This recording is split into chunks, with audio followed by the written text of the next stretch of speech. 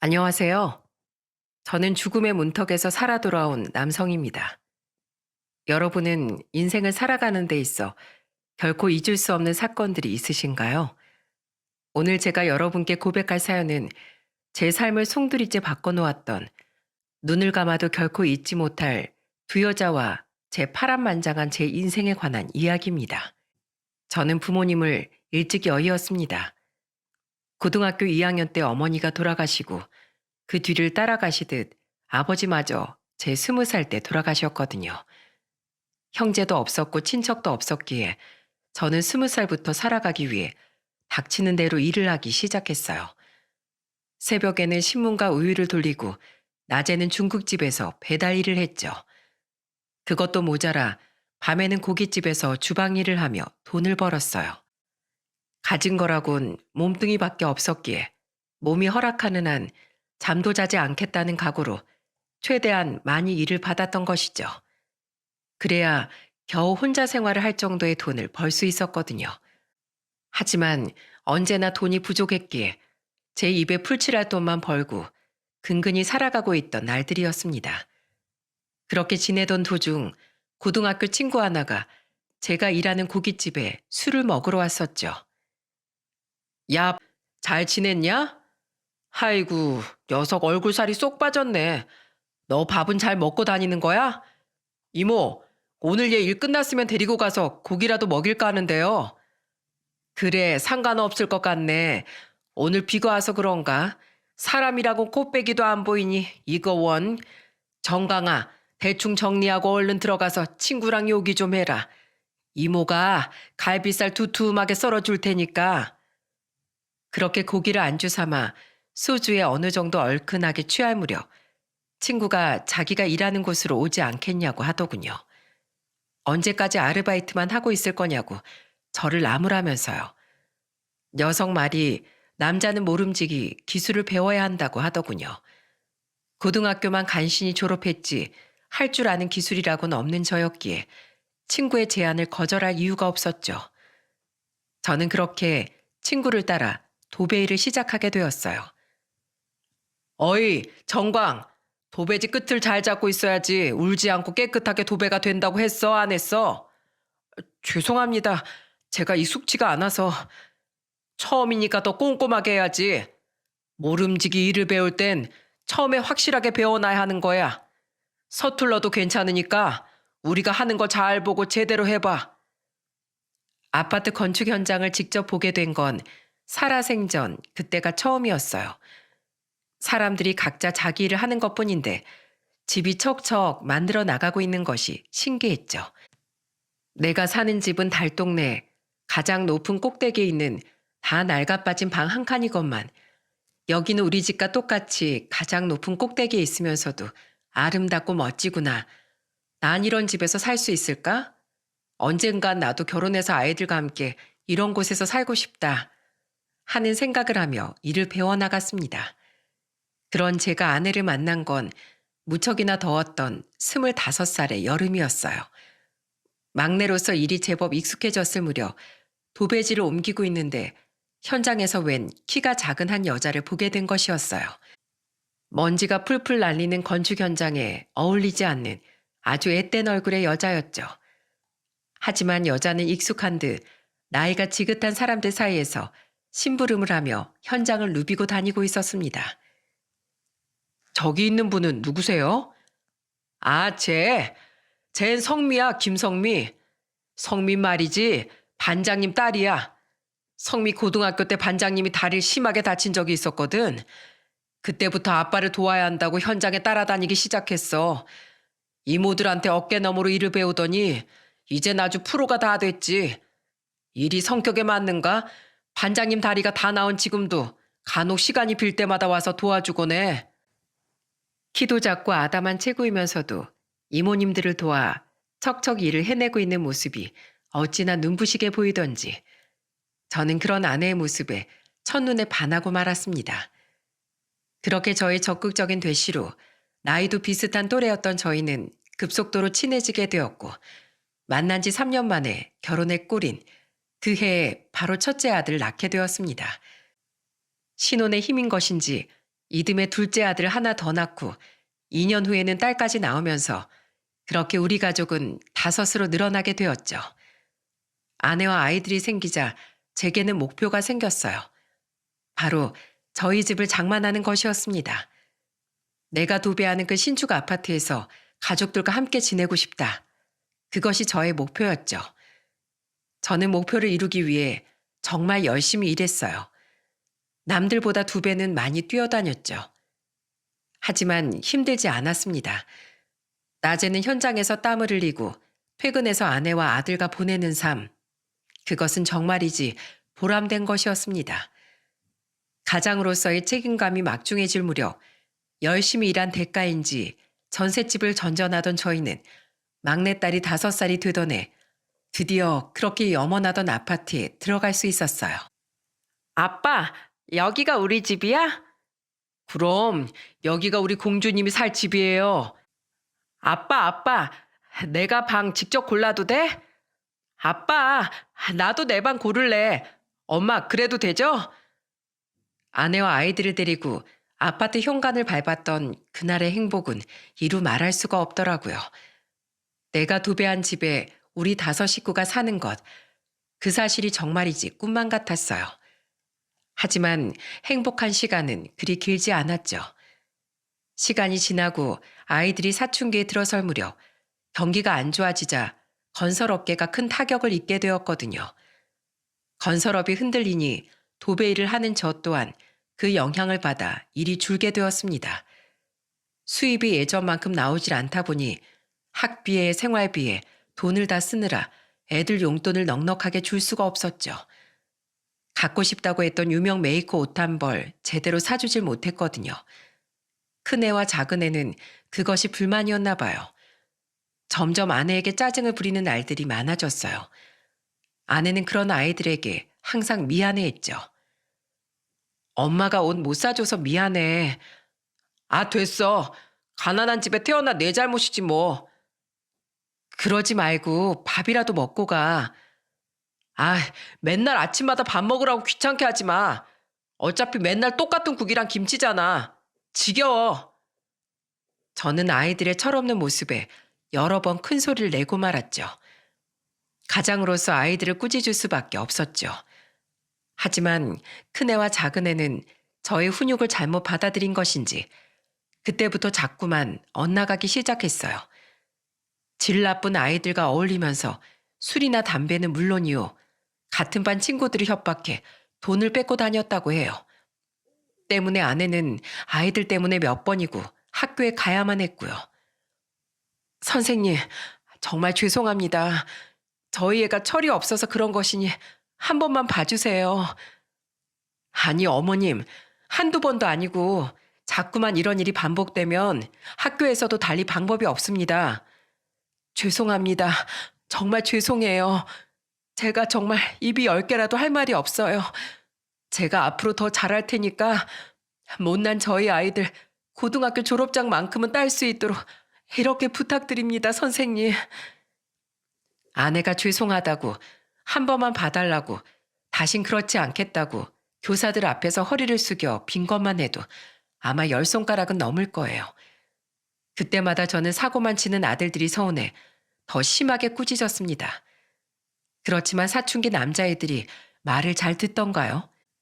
저와 아들들과의 관계는 자꾸만 나빠졌어요. 여보, 애들 너무 꾸짖지 말아요. 그래도 사춘기인데 우리가 이해해줘야죠. 아니, 아무리 사춘기라 해도 이건 너무하잖아. 벌써 몇십 번째야. 난 말이야. 당신이 우는 모습 더는 보고 싶지가 않아. 당신이 다른 학부모들에게까지 고개 숙이면서 사는 거 더는 마음 아파 볼 수가 없다고. 그래서 말인데요. 나도 이제 일을 해볼까 해요. 어? 당신 그게 무슨 소리야? 앞으로 애들 고등학교 올라가고 대학 가면 돈이 더 필요하지 않겠어요? 나라도 살림의 보탬이 되면 좋지. 그럼 애들한테 좀 더 좋은 밥, 좋은 옷 먹이고 입힐 수 있고 용돈도 지금보다 더 줄 수 있잖아요. 그럼 생활이 좀 더 여유로워지지 않겠어? 그렇게 아내는 결심한 듯 있는 돈을 모아 동네에 작은 슈퍼를 차렸습니다. 마트라고 하기에는 작고 구멍가게라고 하기엔 구색이 잘 갖춰진 좋은 슈퍼였죠. 사거리 너머에 유명한 대형 마트가 있었지만 그럼에도 가게 운영은 순조로웠어요.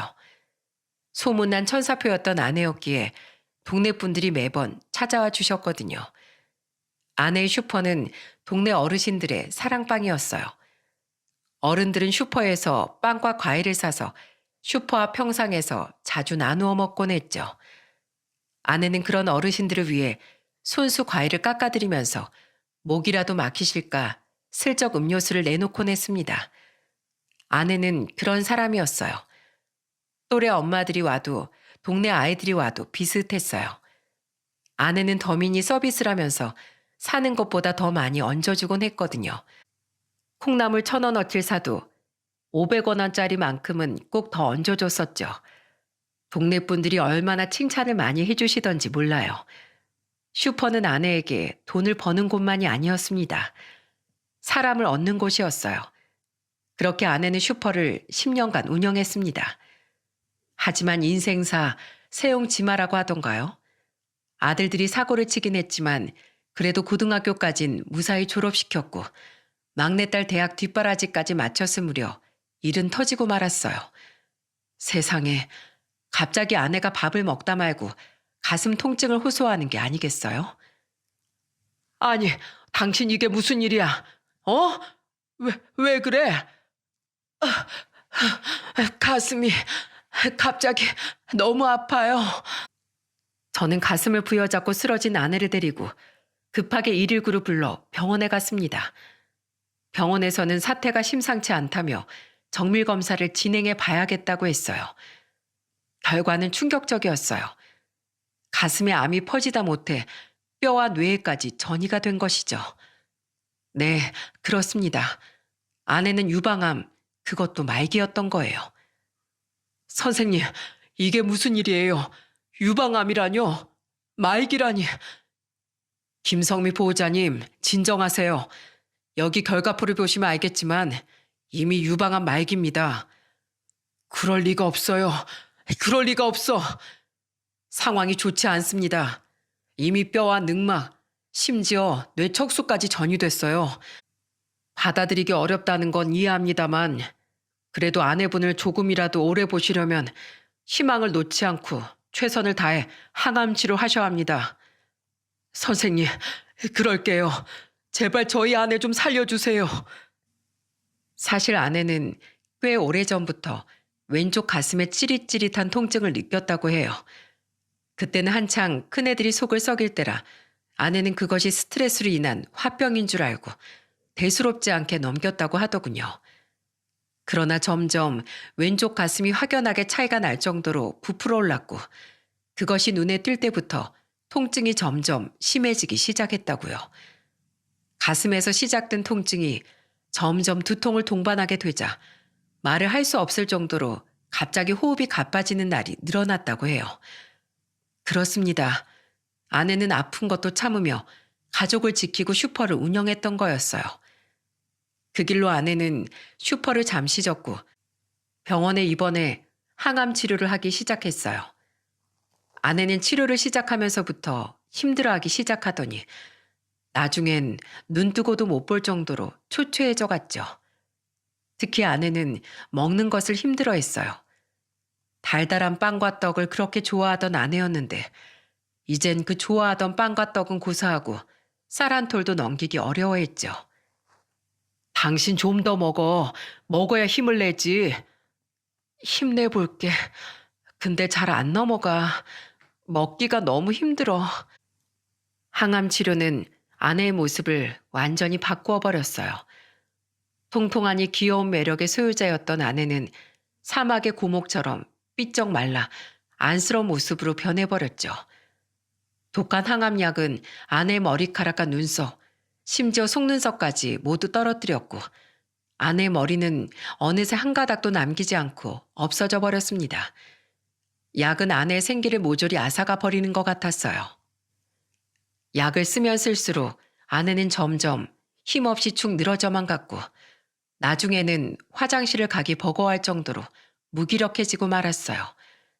그렇게 진통제를 아무리 쏟아부어도 나아지지 않는 상황 속에서 저는 담당 의사의 호출을 받게 되었습니다. 김성미 보호자님, 이런 말씀 드리는 것이 저희로서도 가슴 아픈 일입니다만, 선생님, 상황에 따라 중대한 결심을 해야 하는 지점이 있습니다. 지금이 딱 그때죠. 김성미 환자분도 마찬가지입니다. 설마, 아시다시피 앞으로 치료를 더 한다고 해도 나아지진 않을 겁니다. 항암은 연장의 개념이죠. 그러니 지금부터라도 환자분의 물건을 정리하면서 준비를 하셔야만 해요. 그런 말씀이 어딨어요, 선생님. 제발요. 제발 저희 아내 좀 살려주십시오. 저희 아내 죄 한 번 안 짓고 평생 남에게 베풀면서 착하게 살았어요. 네? 제발요. 선생님. 저는 의사에게 매달려 빌었지만 돌아오는 대답은 같았어요. 그때의 절박한 심정은 정말 이루 말할 수가 없더군요. 절망한 저는 병원 비상계단에 쭈그려 앉아 숨을 죽여 울고 말았죠. 얼마나 울었을까. 겨우 눈물을 추스르고 병실에 돌아오니 아내는 멍하니 앉아 창밖을 쳐다보고 있더군요. 저는 너무 속이 상해 결국 참지 못하고 아내에게 모진 소리를 하고야 말았죠. 당신 왜 미련하게 병을 참았어? 왜 그랬어? 아프다고 나한테 한마디라도 하지. 미안해. 나보다 당신이 더 힘들어하는 것 같아 말할 수가 없었어. 밖에서 일하고 온 당신에 비하면 이깟 거 별거 아니라고 대수롭지 않다고 생각했어. 그럴 리가 없잖아. 나는 미안해. 정말 미안해. 하늘도 무심하시지. 아내와의 정상적인 대화는 그것이 마지막이었어요. 그날 밤 아내의 상태는 걷잡을 수 없이 나빠졌죠. 자식들을 부를 새도 없이 저는 아내의 마지막을 함께 했어요. 당신 정신 차려봐. 정신 차려. 조금만 더 버티는 거야. 조금만 더 힘내. 조금만 더, 조금만. 나 우리 아들, 딸들 결혼하는 거 보고 손자, 손녀 낳는 것까지 보려고 했는데 말이야. 무슨 약한 소리야. 봐야지. 할머니 돼서 그 손주, 손녀들 결혼까지 하는 거 다 봐야지. 있지. 나 당신 만나서 그동안 너무 행복했어. 당신과 우리 아이들과 함께했던 모든 시간들이 다 좋았어. 고마워. 언제나 사랑해. 안 돼. 성미야, 놔두고 가지 마. 안 돼. 안 돼. 그날 밤 아내는 고통 속에 몸부림치다 결국 숨을 거두고 말았어요. 저는 아내의 손을 붙잡고 오열했죠. 제 눈물로 아내의 거친 손이 축축하게 젖어 들어갔지만 저는 차가워져만 가는 아내의 손을 놓을 수가 없었어요. 어둠이 짙은 병실 잔잔한 바위탈 사인 속에서 그렇게 저와 아내는 영원한 이별을 하고 말았습니다. 아내의 죽음 뒤로 저는 한동안 얼이 빠져버렸어요. 아내가 없는 삶이 실감이 나질 않았거든요. 장례를 마치고 집으로 돌아가도 현실감이 전혀 없었죠. 마치 꿈속을 걷는 듯한 느낌이었어요. 유품 정리도 하지 않은 채 종일 방에 혼자 누워 아내 사진만을 들여다보기도 했었습니다. 그렇게 망연자실하게 시간을 보내고 있을 즈음 문득 아내의 슈퍼 생각이 나더군요. 아내가 남겨놓은 아내의 슈퍼가요. 그날 오후 저는 슈퍼를 처분하기 위해 저녁도 먹지 않은 채 곧장 슈퍼로 달려갔어요. 그런데 굳게 닫힌 슈퍼 문 앞에 아내와 친하게 지냈던 할아버지 한 분이 서 계시더군요. 할아버님, 아이고 이거 박서방 아닌가. 세상에 얼굴이 반쪽이 됐네. 문도 안 열었는데 뭐하고 계세요? 자네가 슈퍼 문다고 걱정이 돼서 그런가. 자꾸만 오게 돼. 자넨 웬일인가. 다시 슈퍼 열려고? 죄송한 말씀이지만 슈퍼는 처분할 생각이에요. 슈퍼를? 아유 세상에. 아쉬워라. 박서방, 자네 처가 간 뒤에 바로 말하긴 좀 그렇지만 사실 여기엔 행복한 추억이 많아. 나뿐만이 아닐세. 이 동네 사람들 다 그럴 거야. 자네 처가 워낙에 사람들을 잘 보살피는 착한 사람이었지 않나. 처분하는 건 좀 생각해보게. 그렇게 할아버지를 돌려보내고 오랜만에 슈퍼불을 켜니 아내가 차곡차곡 정리해놓은 여러 물건이 보이더군요. 진열대 라면이니 과자니 하는 것들이 곱게 정리되어 있었죠. 처분하려 마음으로 갔건만 슈퍼를 막상 보아하니 아내의 10년의 세월과 발자취가 남아있는 그 슈퍼를 보자 저는 도저히 처분할 수가 없더라고요. 할아버지의 말씀대로 동네 주민분들이 이곳에 애착이 있는 이유는 어쩐지 알 것만 같았거든요. 저는 결국 그 슈퍼를 운영하기로 마음먹었어요. 하지만 도저히 할 만한 사람이 없었죠. 두 아들 녀석들은 슈퍼를 운영할 능력이 되질 않았어요.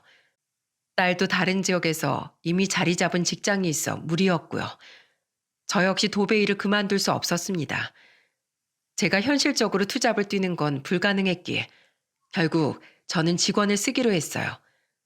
커다란 종이에 직원 구함이라는 글씨를 적어 문 앞에 붙여놓았죠. 그렇게 낮에는 일을 다니고 밤에는 슈퍼를 지키는 날이 계속되던 어느 날 일주일 만에 한 30대 여자 하나가 슈퍼로 찾아왔어요. 안녕하세요, 사장님. 여기 일자리 구하신다고 해서 왔어요. 혹시 사람 구하셨나요? 아니요, 아직이에요. 들어오세요. 슈퍼 안으로 들어온 여자 이름은 김덕희. 나이는 30대로 한창 때 여자라고 하기엔 화장기도 없고 수수한 모습이었어요. 무표정한 모습에 얼굴에 핏기가 없었죠. 몸도 상당히 마른 체형이었는데다 기운도 없어 보였고요. 어쩐지 딱한 사연이 있을 것 같아 저는 그 여자를 직원으로 채용해 가게를 맡기기로 했습니다. 처음에 저는 그 여직원이 슈퍼를 잘 운영할 수 있을까 걱정이 되었어요. 너무 말라 힘을 못 쓸 것 같았거든요. 게다가 슈퍼를 찾아주시는 여러 단골들께도 잘할 수 있을지 알 수가 없었죠. 때문에 저는 일하는 중에도 수시로 CCTV를 들여다보곤 했어요. 하지만 CCTV 속 여직원은 예상보다 일을 상당히 잘하더군요. 청소도 꼼꼼히 하고 손님들 응대도 곧잘 했어요. 처음 모습을 믿을 수가 없을 정도로요.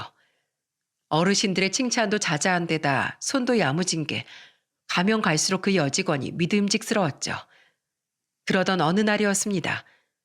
저는 습관처럼 가게 CCTV를 보다가 어떤 한 장면을 목격하고 말았어요.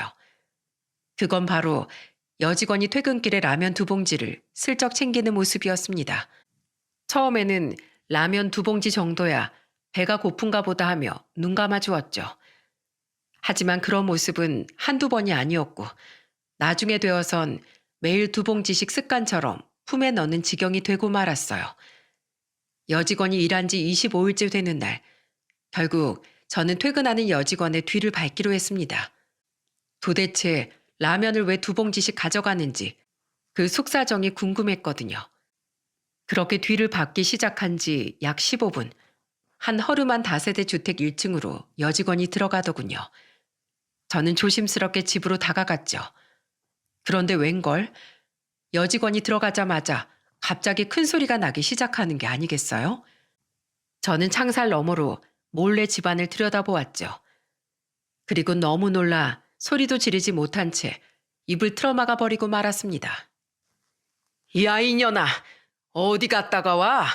너 솔직히 말해. 딴 남자랑 바람 피고 왔지? 응? 어머니, 진정하세요. 나 배고파 죽는 줄 알았는데 왜 쌀이 없어? 왜 밥이 없냐고. 너 때문에 내가 하루 종일 굶었어. 네가 밥 다 처먹고 놀고 왔지? 너 일로 와. 오늘 아주 너 죽고 나 죽자. 창문 너머에는 충격적인 장면이 펼쳐져 있었어요. 할머니 한 분이 고성을 지르며 직원의 머리채를 잡고 이리저리 흔들고 있거든요. 여직원은 바닥에 주저앉아 힘도 못 쓰고 할머니가 흔드는 대로 이리저리 흔들리고 있었죠. 옆에는 초등학교 저학년처럼 보이는 작은 꼬마 여자애가 그런 할머니를 말리고 있었어요. 할머니, 할머니, 우리 엄마 건들지 마세요. 제발요. 이렇게 빌게요. 네? 저리 가. 뭘 잘했다고 껴들어? 인연은 죽어봐야 돼. 할머니, 제발요. 그 아비규환에 저는 그 장면을 보고 있을 수밖에 없었죠. 그때 지나가는 동네 아주머니 한 명이 그런 저를 수상하게 여기시고 말을 거셨어요. 누구세요? 누구신데 남의 집을 함부로 들여다보는 겁니까? 아, 저는 수상한 사람은 아니고요. 여기 아는 사람 집이라 문을 열까 하다가 큰 소리가 나는 것 같길래 열지 못하고 좀 기다리는 중이에요. 아, 저 집이요? 아이고, 말이 나와서 하는 말인데 저 집안 아주 문제가 커요. 저 집 며느리 늙은 시애미 모시느라고 얼마나 불쌍한지 몰라. 남편 죽고 치매 걸린 시애미 모시는 그런 여자가 요새 세상에 어디 있다고 저렇게 며느리를 들들 볶는지 모르겠다니까요. 허구한 날 때리고 못 살게 굴고. 아유, 참 불쌍해. 저렇게 착한 여자 눈 씻고 찾아봐도 없는구먼. 아이고, 딱하다 딱해. 아주머니는 그렇게 말씀하시면서 가셨어요. 저는 그 얘기를 듣고 깜짝 놀랄 수밖에 없었어요. 여직원은 치매 걸린 시어머니를 홀로 모시고 살았던 거였죠. 난장판인 집안 상황이 이해가 되었습니다. 남의 집안 일이라곤 하지만 전 그대로 가만히 있을 수 없었어요. 그대로 내버려 두었다간 여직원이 그 시어머니라는 사람한테 큰일을 당할 것만 같았거든요. 모르긴 몰라도 큰 사단이 일어날 것이 뻔했어요. 그래서 저는 용기를 내서 안으로 들어가 보았습니다. 똑똑, 실례합니다. 저기 계십니까? 어? 할아버지 누구세요? 엄마, 어떤 할아버지가 찾아왔어. 잠깐 나와봐. 제가 문을 두드리자 아까 창문 너머에서 보았던 꼬마가 문을 열어줬어요. 그 뒤를 여직원이 따라왔죠. 가까이에서 본 여직원의 모습은 너무 처참했어요. 머리카락은 산발이었고 이마 군데군데에는 피가 맺혀 있었거든요. 아니, 사장님, 여긴 어떻게 알고 오신 거예요? 왜 이러고 계세요? 왜 막고 계시는 거냐고요? 사장님, 혹시 보셨어요? 그때였어요. 방에서 그 모습을 시어머니가 튀어나오더니 저를 향해 고래고래 소리를 지르는 것이 아니겠어요? 당신 누구야? 당신 인연이랑 바람핀 남자지? 내가 이럴 줄 알았어. 이럴 줄 알았다고. 너 대체 우리 며느리랑 무슨 사이야? 아닙니다. 오해세요. 저는 여기 며느님이 일하는 슈퍼에 사장 되는 사람이에요. 웃기지 마. 귀신은 속여도 내 눈은 못 속여. 너 일로 와. 오늘 인연도 죽고 너도 죽자. 사장님, 빨리 가세요. 안 그러면 큰일 나요. 자, 너도 빨리 엄마 손잡아. 빨리 나가자. 제 아무리 어르신들께 깍듯한 저라지만 그 순간만큼은 온전한 정신으로 있을 수가 없었어요. 너무 당황한 나머지 아무런 대처도 못하고 얼이 빠져 있었죠. 그러나 여직원은 이런 상황을 많이 겪어봐서 그런가 아이와 함께 황급히 밖으로 빠져나가더군요. 저는 다행스럽게도 여직원의 기지 덕에 가까스로 위기를 모면할 수 있었어요.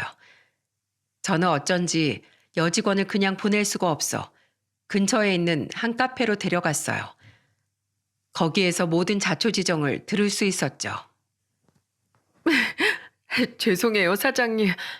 제가 못 볼 꼴을 보였네요. 덕희 씨, 이게 어찌 된 일이에요? 도대체 무슨 사정이 있었던 거예요? 사실은 제 남편이 3년 전 불의의 사고로 세상을 떠났어요. 남편 죽고 시어머니가 치매가 심해지셔서 그만. 세상에, 그랬군요. 남편은 작은 트럭을 운전하던 사람이었는데 부산에서 짐을 싣고 오다가 졸음운전하는 대형 화물트럭과 사고가 나는 바람에 교통사고로 세상을 떠나고 말았어요. 어머니께서는 아들 잃은 상심이 너무 크신 나머지 기존에 가지고 계시던 치매기가 심해지시고 말았고요. 사실 원래도 치매 기운이 있긴 했어요. 하지만 물건을 잃어버리신다거나 집으로 돌아오는 길을 헤매는 정도일 뿐이었는데 이제 너무 심해지셔서 가끔 며느리인 저도 못 알아보시게 되었지만 말이에요. 근데 덕희 씨, 남편은 세상을 떠났는데 왜 시어머니를 모시고 사세요? 안 모시고 사셔도 되잖아요. 요새 요양시설도 잘 돼 있는데 굳이 왜 모시세요? 그런 말씀 마세요. 어머님은 며느리인 절 항상 보듬어 주셨던 천사 같은 분이셨어요. 항상 우리 며느리 하면서 절 아껴주신 그런 분이셨다고요. 그래서 전 어머님을 배신할 수 없었어요. 제가 어머님을 버린다면 어머님은 누구 하나 의지할 사람이 없을 테니까요. 들어보니 그 시어머니라는 분은 자식이 둘이 있었는데 한 명은 20년 전에 죽고 그 나머지 한 명이 여직원의 남편이라고 했습니다. 홀로 남은 시어머니를 생각하는 마음이 제 심장을 울리더군요. 여직원이 눈물을 글썽이며 고개를 숙이더군요. 도대체 무슨 사정이 있길래 매일같이 라면 2봉지씩 가져가는가 했더니 그런 속사정이 있을 줄은 상상도 못했죠. 덕희 씨, 왜 라면이었어요? 그럴 거면 차라리 쌀을 가져가지 그랬어요. 쌀을 사놓으면 어머니께서 변기에 붓거나 밖에다가 다 뿌려버리세요.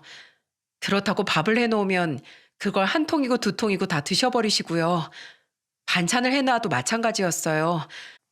수저도 안 쓰고 2손으로 걸신 들린 듯 드실 때도 있지만 대부분 반찬통을 바닥에 던져버리셔서 못 쓰게 만들어 놨거든요. 냉장고를 아예 쑥대밭으로 만들어 놔버리세요. 그런 적이 한두 번이 아니고요. 하지만 이젠 그 쌀을 살 돈조차 없네요. 그래서 직원을 구한다는 전단을 보고 사장님께 찾아간 거예요. 조금이라도 돈을 벌려고요. 조금만 기다리면 월급날일 테지만 일하는 동안에도 굶고 있을 어머님과 아이를 생각하니 손을 멈출 수가 없었어요. 그래서 염치불구하고 라면을... 저는 여직원의 말에 옆자리에서 조용히 앉아있는 아이를 쳐다봤어요. 아이들은 모름지기 얼굴에 포동포동 살이 오르기 마련인데 아이는 영양 상태가 좋지 않았다는 걸 증명하듯이 빼빼 말라 있었죠. 애 학교는요? 애 학교는 잘 보내고 있어요? 애 학교도 못 보낸 지 벌써 3달째예요. 학교도 못 보내고 있다고요? 네.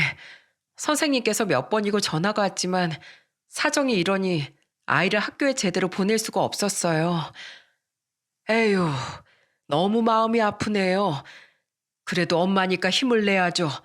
덕희 씨는 할 수 있어요. 힘들 때 항상 아이를 생각하세요. 무슨 말인지 아셨죠? 사장님 라면값은 월급 받으면 꼭 드리려고 했어요. 정말 죄송합니다. 아유, 괜찮아요. 제가 오죽하면 덕희 씨를 따라왔겠어요.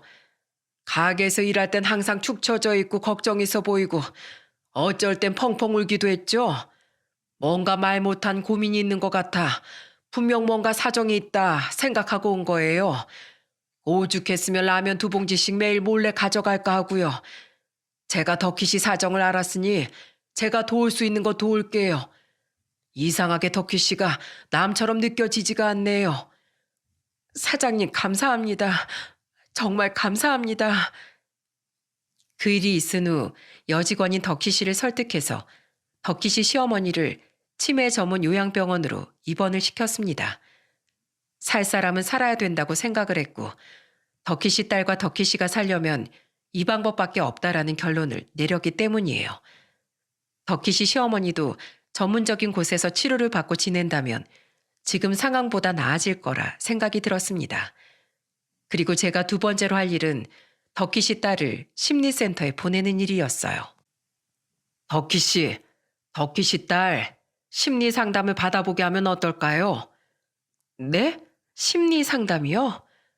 지난번에 볼 때 아이가 아주 불안해 보였거든요. 9살이면 한창 학교 다닐 때인데 3달째 집안에만 있었다고 했잖아요. 그뿐만이 아니에요. 시어머니의 폭력도 아이에게 알게 모르게 영향을 끼쳤을 겁니다. 조기에 치료를 받지 않으면 나중에 그대로 따라할 수 있어요. 그러면 덕희 씨가 많이 힘들어질 거예요. 사장님, 제 딸까지 챙겨주시고 정말 감사합니다.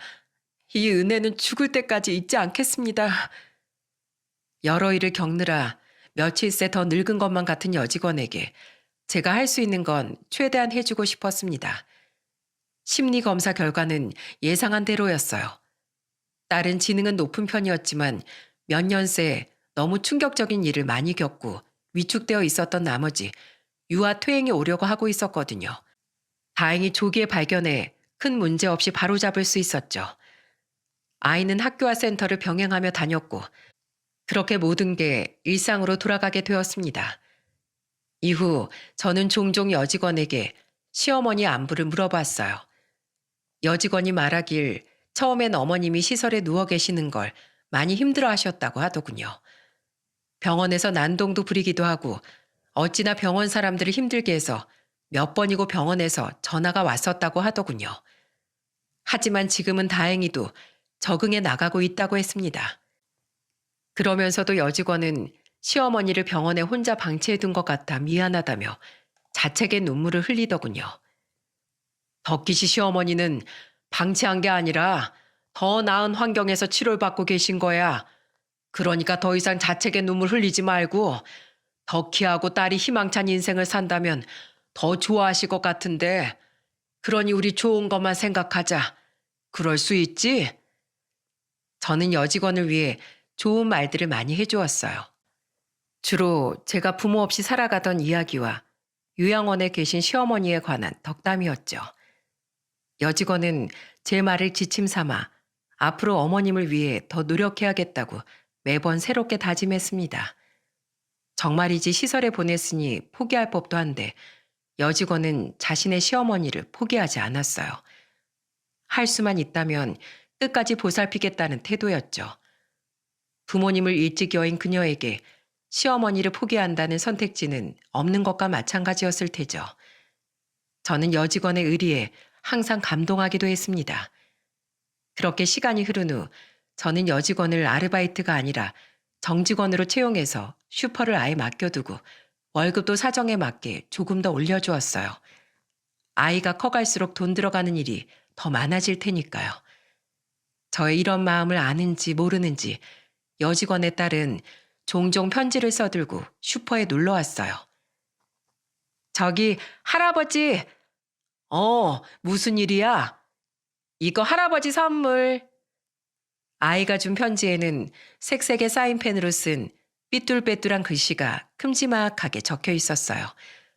할아버지 감사합니다. 엄마랑 저랑 보살펴 주셔서 감사해요.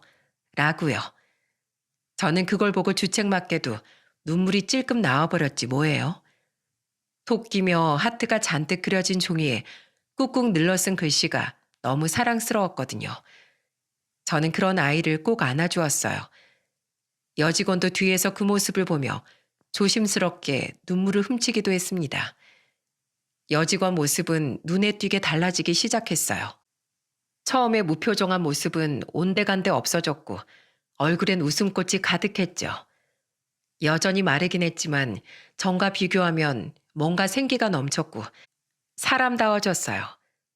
어쩌면 그것이 그녀의 본 모습일 거예요. 기구한 운명의 남편을 잃고 치매 걸린 시어머니를 모시고 가난과 폭력 속에서 아이까지 지키려니 그간 자신의 진정한 모습을 잃어갔던 거겠죠. 여직원은 저와 슈퍼 단골들, 동네 사람들에게 살갑게 대하며 하루하루를 충실하게 살아가려고 노력했습니다. 제가 여직원을 편하게 대하기 시작한 것도 아마 그 무렵부터였을 거예요. 자기를 덕기 씨라고 부르는 게 마음에 걸렸던 여직원이 말을 놓아달라고 부탁하기 시작했거든요. 여직원이 제 딸과 비슷한 또래이기도 했고 저 역시 여직원이 어느 정도 편해진 상태였기에 그 부탁을 자연스럽게 받아들였어요. 덕희야, 오늘은 일찍 들어가. 내일 딸내미 소풍 가는 날이라면서? 그건 또 어찌하신 거예요? 갈 때 김밥 재료 좀 챙겨줄 테니까 가져가. 이걸로 아침에 딸 김밥 싸. 사장님, 언제 이런 걸 다 챙기셨어요? 아까 저녁 먹을 때 몰래 챙겨뒀지. 슈퍼는 걱정하지 말고 얼른 정리하고 들어가. 감사합니다. 그럼 내일 간식은 기대해 주세요. 제가 김밥을 얼마나 잘 싼다고요. 그래. 우리 덕희 김밥 맛 좀 볼까? 이거 아주 기대되는걸. 그렇게 덕희와 덕희 딸, 저는 어느 순간부터 점점 가까워졌습니다. 덕희와 덕희 딸을 보면 과거에 제가 우리 자식들을 키울 때 생각이 나 흐뭇하기도 하고 이 험난한 세상을 어떻게든 살아보려고 하는 두 모녀의 모습을 보고 제 자신을 돌이켜보기도 했습니다. 하지만 제가 인생을 너무 쉽게 생각했던 걸까요? 제게 엄청난 불행이 찾아오게 되었습니다. 평생 한 번도 쉬지 않고 암만 달려온 제게 암흑 같은 사건이 발생하게 되었죠. 입김이 나올 정도로 추운 겨울 어느 날이었습니다. 그날은 슈퍼에 물건이 들어오는 날이었어요. 구정이 얼마 남지 않아 평소보다도 물건이 많이 들어오는 그런 날이었죠. 덕희야, 이 박스 속 새우깡은 저기다 놓고 떡은 저 선반에 두어. 네, 알겠어요. 다하구리 라면들도 떡 반대편에 진열해 놓을게요. 덕희가 아래쪽에서 과자를 진열하고 저는 위쪽 선반에 선물용 과자류를 진열하고 있을 때였어요. 의자를 밟고 올라갈 때부터 이상하게 가슴이 답답하다 싶더니 가슴에 통증이 오기 시작했죠. 어라? 이상하다. 왜 이리 숨쉬기 힘들지? 왜 이렇게 가슴이 아프지? 저는 한 손으로는 상자를 붙잡고 한 손으로는 뛰는 가슴을 움켜쥐면서 호흡을 가다듬어 보려고 했어요. 하지만 숨은 좀처럼 쉬어지지 않았죠. 제가 파리한 안색으로 헉헉거리고 있을 때 덕희가 큰 소리로 저를 부르기 시작했어요. 사장님, 왜 그러세요? 위험해요. 뭐? 순간 저는 우당탕탕 요란한 소리와 함께 의자에서 미끄러져 바닥으로 떨어지고 말았어요. 그 모습을 맞은편에서 지켜보던 덕희가 저를 향해 달려왔죠. 사장님, 괜찮으세요? 사장님, 사장님, 여보세요. 거기 119죠? 여기 사람이 쓰러졌어요. 빨리 와보세요. 빨리요. 덕희는 재빠르게 119에 전화를 한 뒤 물에 올라온 물고기처럼 가쁘게 호흡을 내쉬는 제 몸을 흔들었어요. 그리고는 코와 목에 손을 댔죠. 아직 숨이 붙어 있다는 걸 확인한 덕희가 순간 제 턱을 위로 올려 고개를 뒤로 확 젖혔어요. 그리고는 가슴뼈 가운데 부분을 압박해서 누르기 시작했습니다. 덕희의 깍지 낀 손이 제 가슴을 위아래로 세차게 눌렀지만 그럼에도 제가 숨을 못 쉬고 컥컥거리며 고통스러워하자 덕희는 제 코를 잡고는 인공호흡을 시도했어요. 그렇게 큰 숨을 불어넣고 흉부를 압박하길 여러 번 덕희가 심폐소생술과 인공호흡을 하고 있을 때 저 멀리서 구급대원이 달려오는 소리가 들리더군요. 환자분 어딥니까? 여기에요. 여기. 응급처치는 지금 막 했어요. 빨리 응급실로 옮겨주세요. 빨리 옮겨. 어서. 구급대원들은 제 몸을 번쩍 들고는 저를 들것에 실었습니다. 그러자 심폐소생술을 하는 와중에도 멀쩡하던 덕희가 제가 들것에 실려가는 걸 보고는 오열을 하기 시작했습니다. 사장님, 제발 일어나세요, 사장님. 사장님 좋은 분이잖아요. 사장님한테 은혜 갚지도 못했는데 이렇게 쓰러지시면 어떡하냐고요. 멀어져가는 의식 속에서도 덕의 울음소리가 제 귓가에 또렷이 들렸습니다. 세상이 느려지고 하얗게 번져가는 와중에 덕의 오열하는 목소리와 표정이 눈꺼풀 안으로 들어왔어요. 그렇게 저는 덕의 우는 모습을 마지막으로 정신을 잃고 말았습니다. 제가 눈을 뜬 건 그로부터 상당한 시간이 지난 뒤였습니다. 하얀 천장에 네모난 가림막, 순간적으로 들어오는 빛에 저는 여기가 어딘지 몰라 어리둥절했죠. 하지만 여기가 병원이라는 걸 깨닫기까진 그리 오래 걸리지 않았습니다.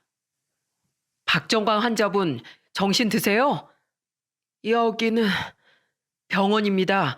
기억나세요? 슈퍼에서 쓰러진 것까진 기억이 나는데. 그래요. 기억하시나 보네요. 수술은 잘 되었습니다. 마침 교수님이 오셨으니까 자세한 이야기는 교수님께 들으세요. 박정광 환자분, 깨어나셨군요. 천만 다행입니다. 초등 대처가 상당히 좋았던 데다 쓰러진 직후부터 병원에서 수술받기까지 골든타임에 지체가 전혀 없었기에 망정이지. 조금이라도 늦었다간 정말이지 큰일 날 뻔하셨어요. 정말 기적입니다. 의사의 말을 들으니 경황이 없던 가운데도 슬슬 그때의 상황이 기억나기 시작했어요. 제가 쓰러진 뒤 덕희의 오열하던 모습이 뇌리에 강하게 스쳐 지나갔죠. 그리곤 깨달았어요. 덕희가 저를 살렸다는 것을요. 그때였습니다. 저 멀리서 덕희가 저를 부르며 달려오는 소리가 들리더군요. 사장님, 사장님 정신이 드세요? 사장님 잘못될까봐 제가 얼마나 걱정한 줄 아세요? 덕희야, 네가 날 살렸구나. 우리 덕희 아니었으면 내가 큰일 날 뻔했어. 정말 고맙다, 덕희야. 정말 고마워. 사장님 아니에요. 전 제가 해야 할 일을 했을 뿐이에요. 그리고 제가 사장님을 살린 게 아니라 사장님이 절 살리셨잖아요. 제가 그 은혜를 조금이라도 갚을 수 있어서 다행이에요. 앞으로 제가 더 성심성의껏 모시며 은혜 갚을 테니까 건강 회복하시고 더 오래오래 사셔야 돼요. 아셨죠? 덕희는 제 손을 꼭 붙잡아 주었어요. 덕희 행동에 저는 죽은 아내가 생각났어요. 차갑게 식어가던 손, 온기를 잃어가던 손. 지난날 저는 그 손을 붙들고 울었었죠. 하지만 지금의 저를 잡는 손은 차갑게 식어가는 손이 아닌, 온기를 잃어가는 손이 아닌 뜨겁고 다정한 손이었어요. 저는 그 온기를 통해 비로소 깨달았죠. 인간의 인연이란 참으로 드라마보다 더 드라마 같다는 것을요. 그리고 그 인연으로부터 우리는 살고 또 죽는다는 것을요. 그로부터 저는 한동안 병원 신세를 지게 되었어요. 원래는 며칠만 입원하고 퇴원해도 됐지만 검사 결과 추가적으로 몸에 이상이 있는 곳을 발견해서 한동안 병원 신세를 져야만 했습니다. 하지만 병원에 있는 동안 전혀 심심하지 않았어요. 덕희가 이틀에 한 번꼴로 저를 찾아왔기 때문이죠. 제 친자식들보다 더 많이 찾아온 셈이었어요. 사장님, 필요한 거 있으세요? 등에 수건 좀 더 받쳐드릴까요?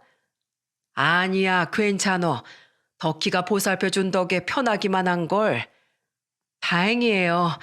있잖아요, 사장님. 좋은 소식 들려드릴까요? 있죠. 사실 이번 달 매출이 지난달보다 조금 더 올랐답니다. 그래? 아무래도 동네 분들이 걱정되시는지 슈퍼에 더 자주 들러주고 계시거든요. 동네 분들이? 특히 어르신들이 사장님을 많이 찾으세요. 언제쯤 돌아오냐고 제게 성하시죠. 그런 걸 보면 사장님이 그간 얼마나 동네 분들을 위해 노력하셨는지 보여요. 돌아가셨다던 사모님도 아마 마찬가지였을 테죠. 사장님, 가끔 제게 어려웠던 지난날을 말씀하곤 하셨죠? 그 외로움과 슬픔 저도 잘 알아요. 저 역시도 부모님을 일찍 여의었으니까요. 그 아픔은 정말이지 겪어보지 않은 사람은 몰라요. 하지만 그걸 딛고 일어나서 가정을 꾸리고 주변을 돌보며 사람들의 사랑을 받았던 건 힘든 역경 속에서도 어려운 사람들을 도와주었던 사장님의 노력 덕이에요. 그런 노력 정말이지 쉬운 일이 아닌데 저는 사장님의 그런 인품이 정말 존경스러워요. 전 사장님의 발끝에도 못 따라가거든요. 덕희야. 그러니까 사장님, 얼른 나으셔서 앞으로 절 더 이끌어주세요. 네?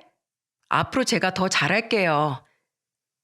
덕희의 극진한 간호로 회복은 순조로웠고 저는 예상보다 조금 빨리 퇴원할 수 있었습니다. 앞으로 병원에 다니며 몇 차례 외래 진료를 봐야 하겠지만 죽음의 문턱을 넘나드는 그때보다는 상황이 훨씬 나았죠. 다 덕희의 노력 덕분이라고 생각해요. 덕희가 저를 아버지처럼 따라주고 보살펴 주었기에 가능했던 일이죠.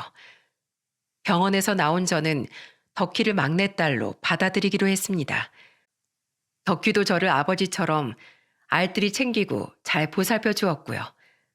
그래서인지 어느 순간부터는 덕희가 저를 사장님이라고 부르지 않고 아버지라고 부르기 시작하더군요.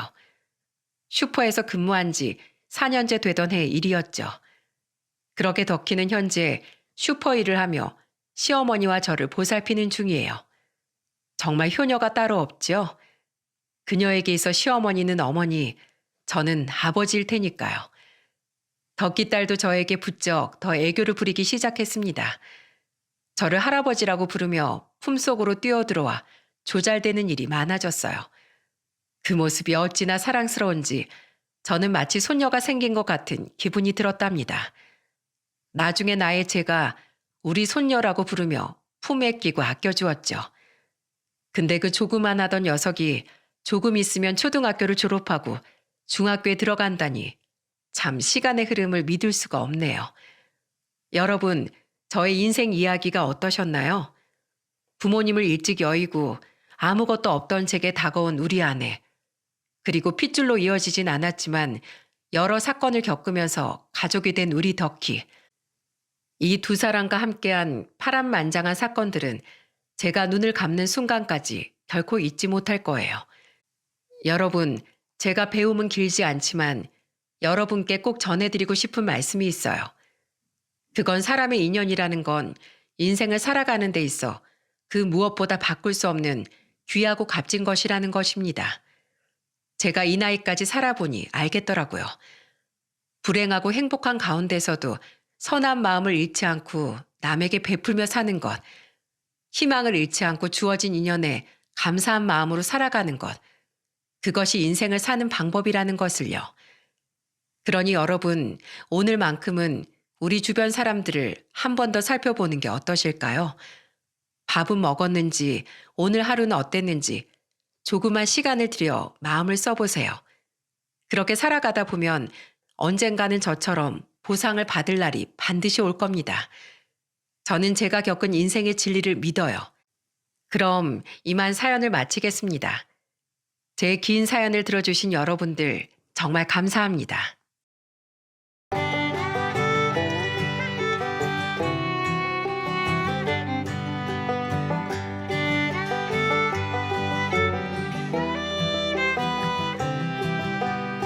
안녕하세요.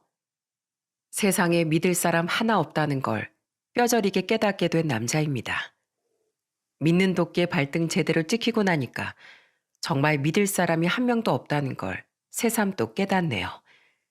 칠순 초반의 나이에 역대급 사건을 겪으면서 다시 한번 인생이란 무엇인지 생각하면서 살고 있어요. 이 사건은 저희 집 둘째 아들한테 있었던 사건이에요.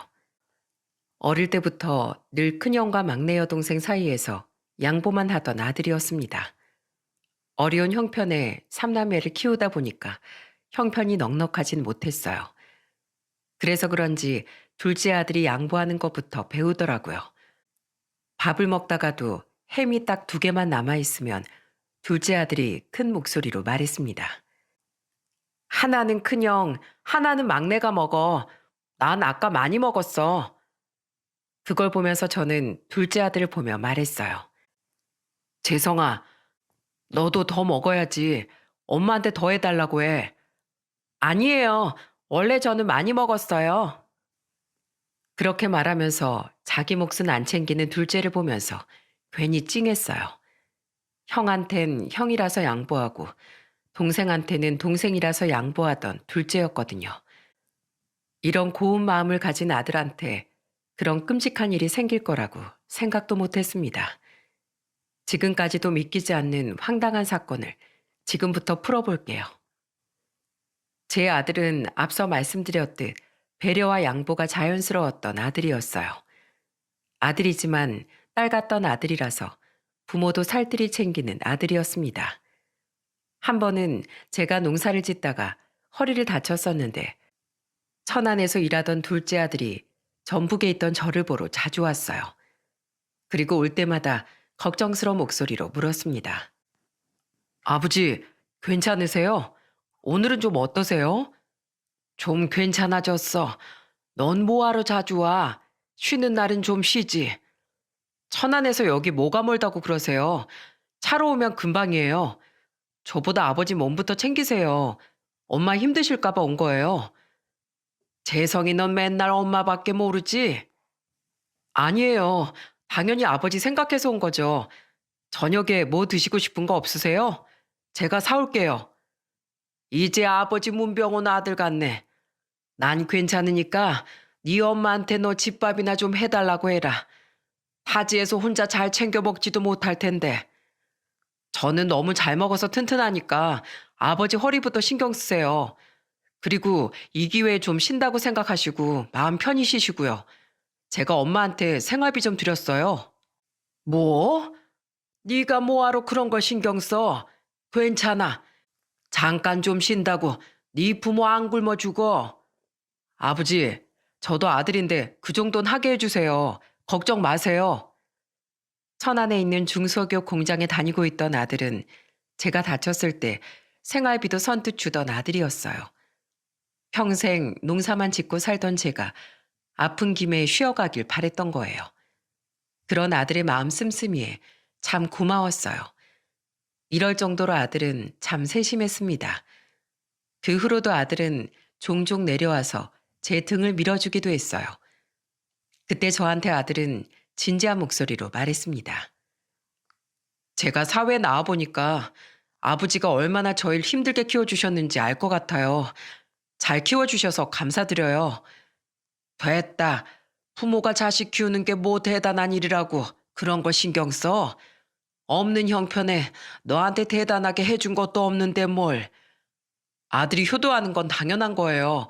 그러니까 그냥 편히 생각하세요. 둘째 아들의 말에 저는 울컥했어요. 전북에서 농사 짓고 소도 키우며 열심히 살았지만 자식들한테 해준 것보다 못 해준 게 더 많았다고 생각했습니다. 하지만 그런 부족한 가장이었는데도 아들은 힘든 순간 저를 가장 먼저 챙겼어요. 그래서 저는 둘째 아들이 어떤 여자를 만나게 될지 참 궁금했었죠. 장남이 서울에서 일하면서 결혼 후 살림을 제일 먼저 차렸었어요. 그 후 막내딸까지 시집을 가면서 둘째 아들만 남아 있었습니다.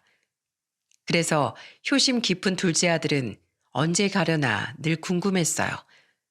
그러다가 둘째 아들이 37살이 되던 해 며느리를 데리고 집에 왔던 거예요.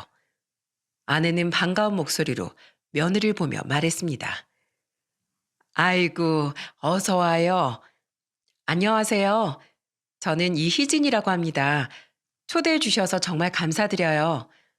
아유, 이런 시골까지 내려와 줘서 우리가 고맙지. 아니에요. 여기 동네가 너무 운치 있고 예뻐서 오는 내내 눈 호강했어요. 풍경이 너무 예뻐요. 며느리는 부침성도 좋고 말도 예쁘게 하던 사람이었어요. 그래서 처음 만났을 때 며느리와 금세 가까워졌습니다. 며느리는 아들이 일하는 회사 근처에서 아들처럼 공장에서 일하고 있었어요. 그러다가 소개로 만난 두 사람은 1년 넘게 연애를 하고 있던 사이였습니다. 저는 무엇보다 서글서글한 성격의 며느리가 마음에 쏙 들었어요. 그때 저는 며느리와 간단하게 반주하다가 기분 좋은 목소리로 물었습니다. 몇 시간 대화 나눴을 뿐인데 꼭 우리 막내딸처럼 편안하네. 우리 재성이가 잘해주지? 그럼요. 요즘에 제 친구들이 저만 보면 부러워해요. 오빠가 너무 잘해주니까 결혼은 오빠 같은 사람이랑 해야 한다면서 얼마나 다들 부러워하는데요. 그래? 우리 아들이 워낙 어렸을 때부터 자상한 구석이 있어. 우리 집에선 딸 같은 아들이었다니까. 진짜요? 오빠 어렸을 땐 어땠어요? 얘기 좀 더 들려주세요. 궁금해요. 제가 며느리와 친근하게 대화를 이어나가자 아들은 당황한 목소리로 말했습니다. 아버지, 무슨 말씀을 하시려고요? 너 어릴 때 축사에 막 뛰어갔다가 소발에 칠 뻔했던 얘기부터 할까? 무슨 그런 말씀을 하세요? 그때 네 엄마랑 나랑 얼마나 깜짝 놀랐는지 알아? 아유, 아버지도 참.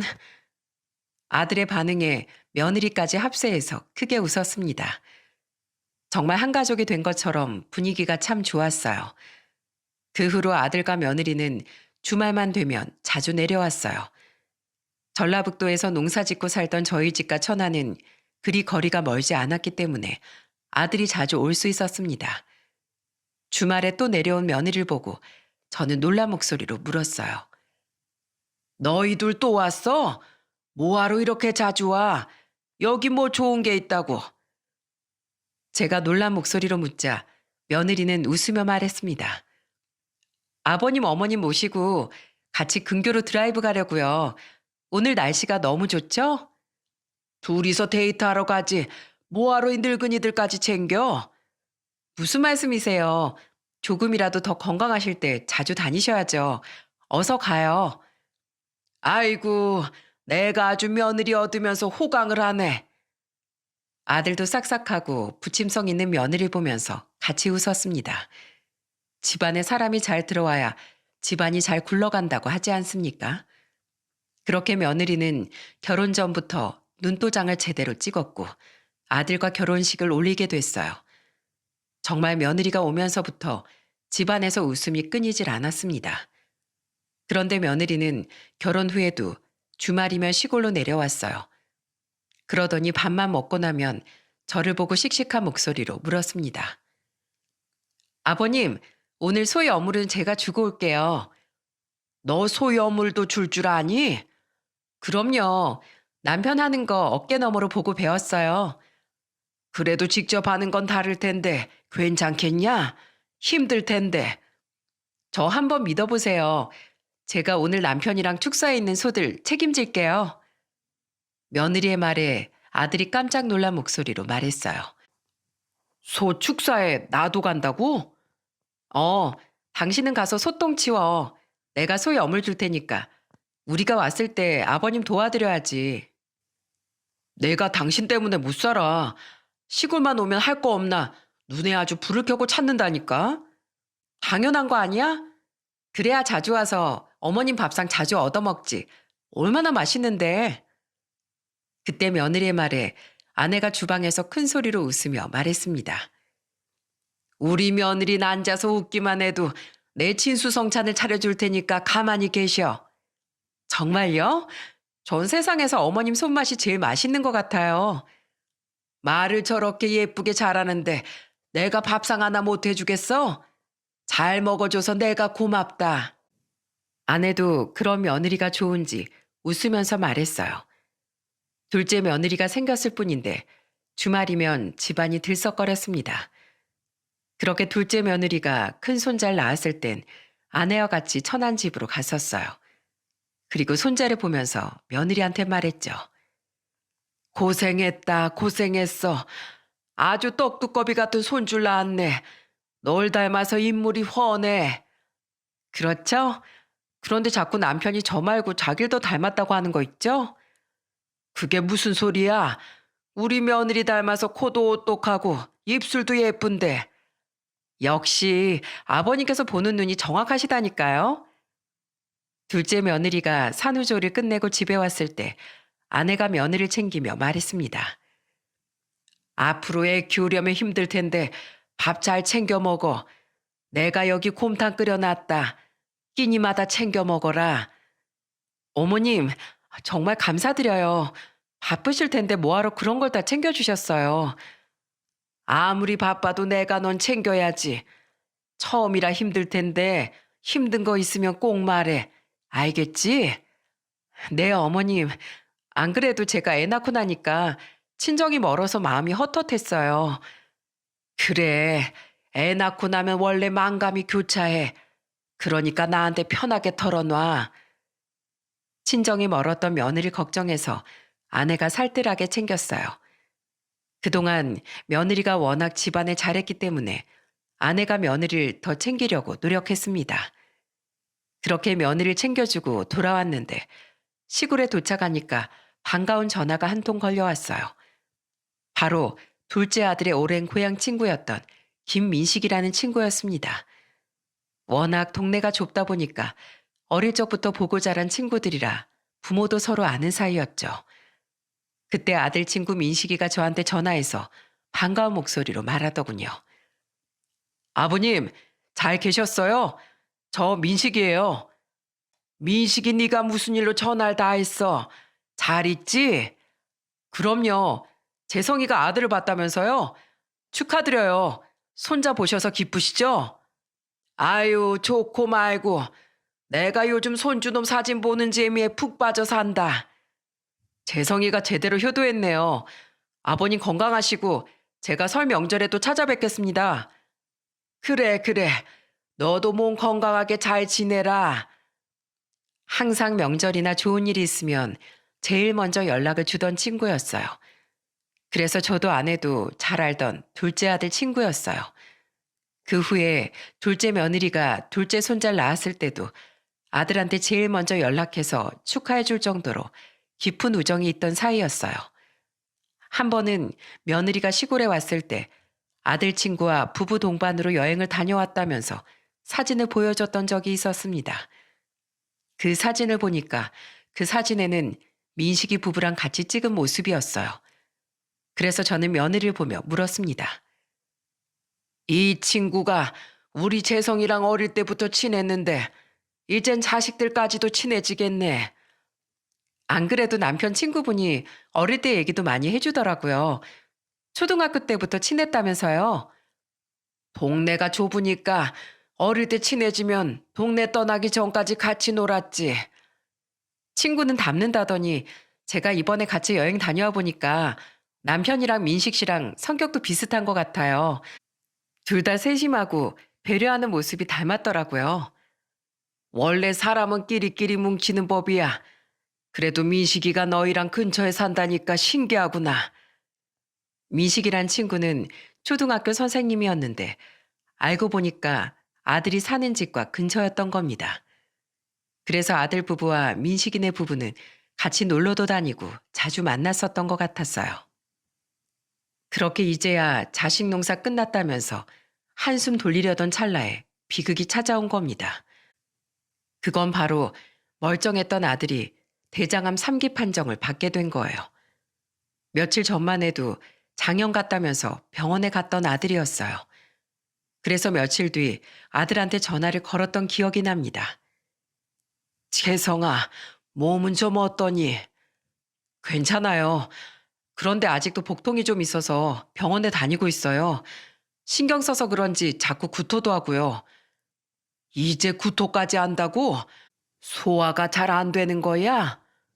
네, 뭐만 먹었다 하면 속이 난리가 나서 체중도 줄었어요. 아이고, 큰일이네. 그럴 때일수록 잘 챙겨 먹어야 하는 거야. 소화 잘 되는 걸로 죽 같은 거 챙겨 먹어라. 안 그래도 아내가 챙겨주고 있어요. 그래, 몸조리 잘하고 있거라. 저는 그때만 해도 아들이 단순히 소화 불량인 줄 알았어요.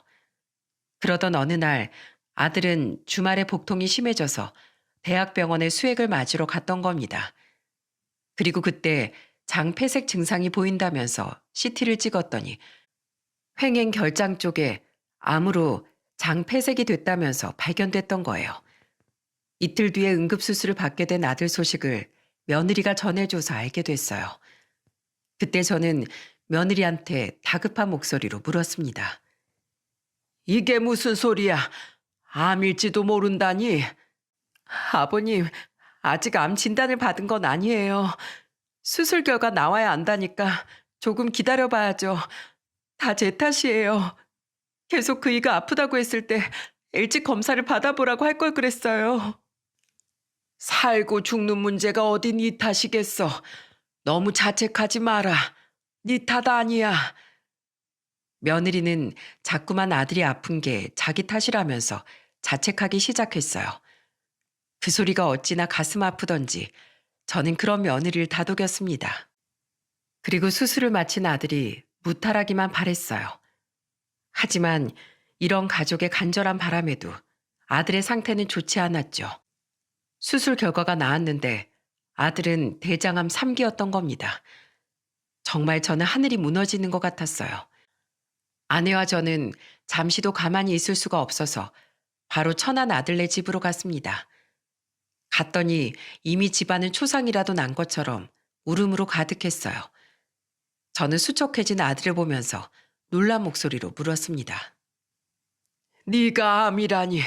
아니 이게 무슨 소리야. 아버지, 저 어떡해요? 너무 무서워요. 애들은 어떡해요? 저만 보고 살던 아내와 애들은 어떡해요? 아들은 절 보자마자 아이처럼 울기 시작했습니다. 무너져 내린 아들 모습을 보니까 저도 마음이 찢어지는 것 같았어요.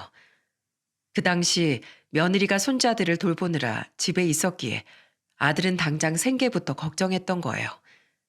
그 말을 들은 며느리가 아들을 보며 말했어요.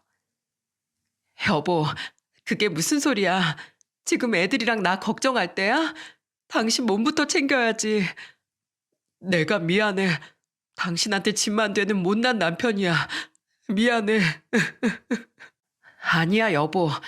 내가 꼭 당신 낫게 할 거야. 그러니까 그런 생각하지 말고 당신 건강만 생각해. 알겠지?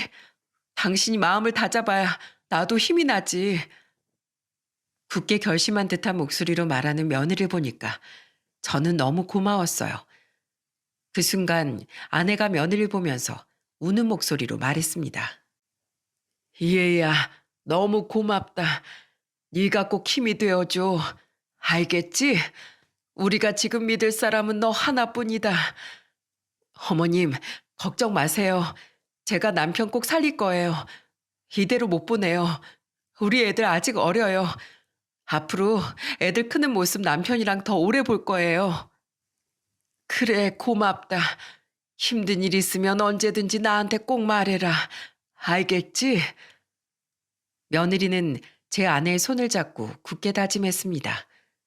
그리고 아들은 항암 치료 전까지 체력을 기르기 위해 며느리와 같이 매일같이 운동을 했어요. 매일 저녁에 며느리는 저희 부부가 걱정할까봐 영상 통화를 걸며 말했습니다. 아버님, 오늘 저녁 날씨가 너무 좋아요. 이 사람이랑 저녁 산책 나왔어요. 며느리의 전화에 저는 반가운 목소리로 물었어요. 그래, 운동도 좋은데 너무 무리하지 말고. 네, 걱정 마세요. 체력이 길러져야 항암 치료도 좋다고 해서 요새 매일 운동 중이에요. 네가 옆에서 잘해주니까 내가 너무 든든하구나. 고맙다, 아가. 며느리는 제가 생각했던 것보다 훨씬 강했어요. 꿋꿋하게 아들 곁을 지키면서 잘 챙겨주고 있었습니다. 게다가 음식들도 세심하게 챙기면서 식단 관리를 해주고 있었어요. 아내랑 같이 집에 갔을 때 아내가 주방에서 깜짝 놀란 목소리로 말했어요. 며느라, 냉장고를 싹 다 정리한 거야? 야채도 많이 사다 놨네. 네, 야채 많이 먹는 게 좋다고 해서요. 이 사람이 술도 즐기던 편이라 술도 치우고 가공식품도 다 치웠어요. 네가 고생이 많다. 냉장고 정리가 쉽지 않았을 텐데. 하루 날 잡고 하니까 금방 하던데요. 저도 매일같이 공부하고 있어요.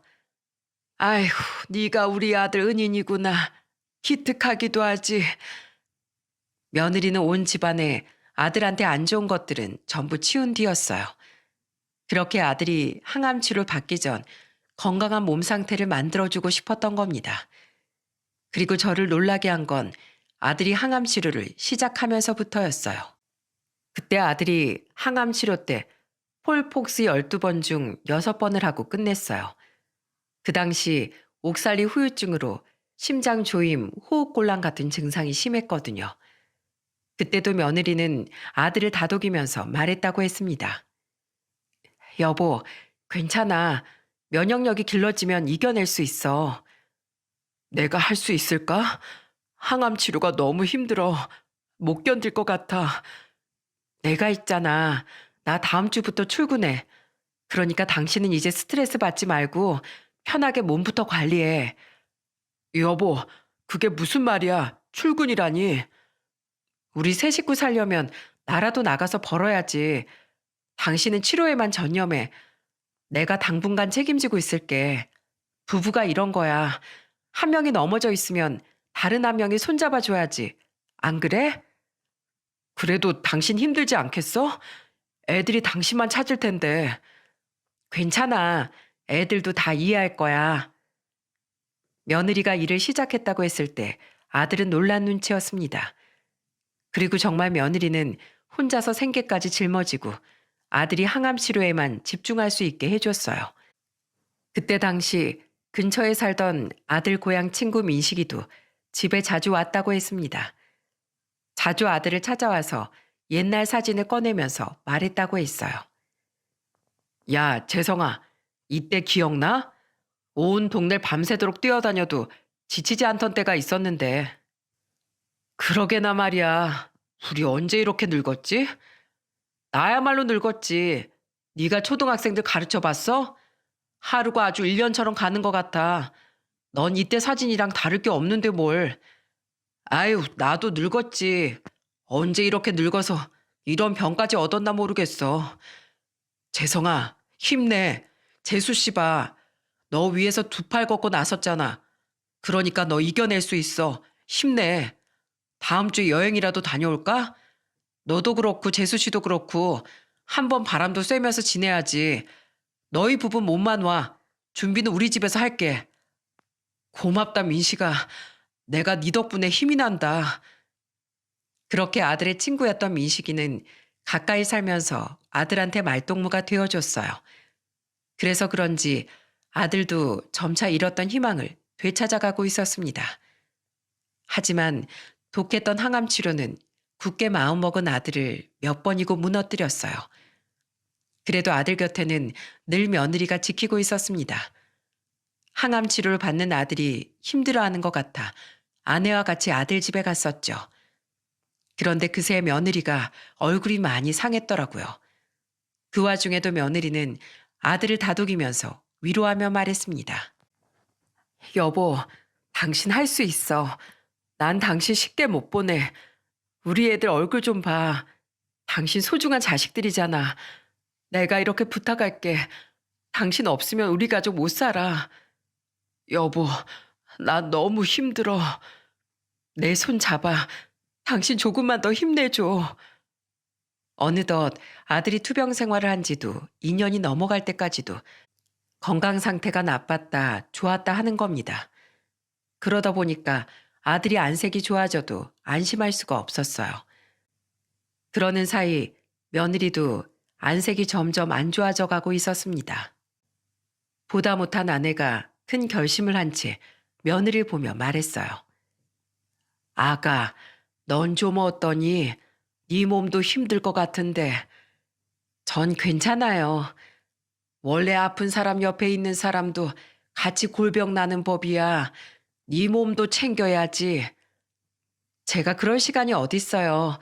우선 남편부터 살려놔야죠. 그러다 정말 너까지 병 날까 봐 그래. 애들 보는 거 힘들지? 그러지 말고 애들을 우리한테 보내라. 네? 애들을 봐주신다고요? 그래, 우리가 애들 키워주마. 지금 고비만 넘기면 다 괜찮아질 거야. 우리 아들 그렇게 쉽게 무너지지 않아. 금방 오뚜기처럼 일어날 거야. 그러니까 애들 신경 쓰지 말고 우리한테 애들 보내라. 내 손주들이잖아. 걱정 마. 어머님, 고맙습니다. 저희가 이렇게 약한 모습 보여드려서 죄송합니다. 저는 며느리의 말에 깜짝 놀란 목소리로 아내의 말을 가로막으며 말했습니다. 뭐가 죄송해. 그런 말 하지 마. 우리 며느리가 힘내야지. 그래야 우리 아들이 살 수 있어. 알겠지? 항상 우리가 네 뒤에 있다는 걸 잊지 말고. 아버님, 감사합니다. 정말 감사합니다. 며느리는 저희 부부가 손자들을 봐준다고 하니까 울면서 고맙다는 말만 했어요.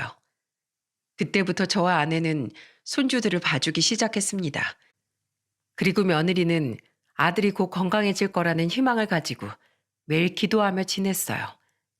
이렇게 하면 정말 며느리도 아들도 모두 괜찮아질 거라고 생각했습니다. 그리고 손자들도 시골에 있는 어린이집을 다니면서 잘 지내고 있었어요.